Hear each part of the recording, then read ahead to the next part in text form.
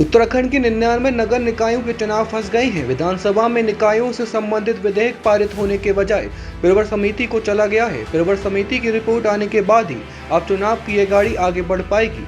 दरअसल निकायों में एकल सदस्यीय समर्पित आयोग की संस्तुति के हिसाब से ओबीसी आरक्षण लागू किया जाना है।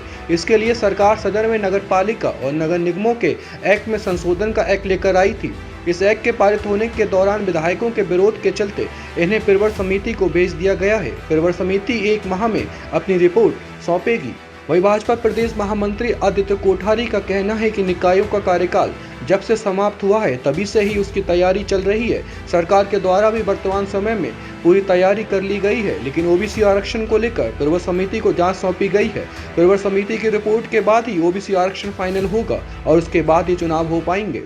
निकाय का चुनाव नवंबर 2023 में कार्यकाल पूरा हो गया था और तब से उसकी तैयारियां चल रही हैं और सरकार के द्वारा पूरी तैयारी वर्तमान समय में कर भी ली गई है। लेकिन अभी गैरसैंण के अंदर जो विधानसभा का सत्र हुआ है, अब उस सत्र में कुछ माननीय सदस्यों के द्वारा जो प्रश्न ओबीसी के आरक्षण के संबंध में उठाए गए हैं, उन प्रश्न उठाने के बाद विधानसभा के द्वारा आरक्षण, ओबीसी आरक्षण का जो विषय है वो प्रवर समिति को भेजे जाने का समाचार प्राप्त हुआ है।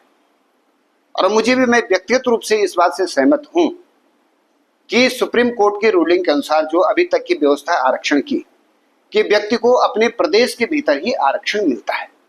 और जानकारी ये मिली है कि ओबीसी आयोग जो एकल सदस्य आयोग बना था, उन्होंने जो रैंडम सर्वे किया है और उसके आधार पर जो ओबीसी की जनसंख्या उत्तराखंड के अंदर मानी है, उसमें दूसरे प्रदेशों से आए हुए ओबीसी समुदाय की संख्या बहुत बड़ी मात्रा में है। तो निश्चित रूप से दूध का दूध और पानी का पानी इसमें होना चाहिए। तो मैं समझता हूं कि प्रवर समिति की रिपोर्ट आने के बाद ओबीसी का आरक्षण फाइनल होगा और जब आरक्षण फाइनल होगा उसके बाद चुनाव भी यथाशीघ्र होंगे। डाउनलोड करें देवभूमि इंसाइडर।